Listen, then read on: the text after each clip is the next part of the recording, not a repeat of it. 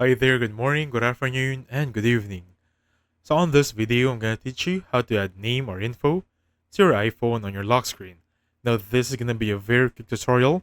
The first thing you want to do right now is go to your settings. Now to check on the software update, we just want to make sure that there is no pending update.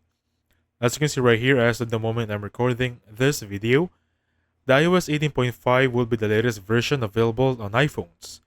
And I'm making sure that there is no pending update. Now, once that's good to go, I'm going to go to the About section right there, go to the name, change the name that you want to see on your device. I'm going to go here, let's try right there, click Done. As you can see right here, the name has been changed successfully.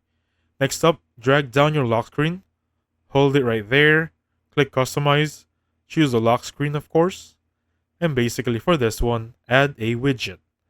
In here, I'm just going to go for batteries right there, look for batteries, and there we have it. That's the name you're looking for, right? In here, I'm just going to select the name right there. Make sure you save it.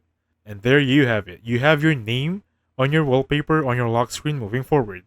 Pretty awesome, right? So thank you so much for watching. I'll catch you guys on the next one. Goodbye for now.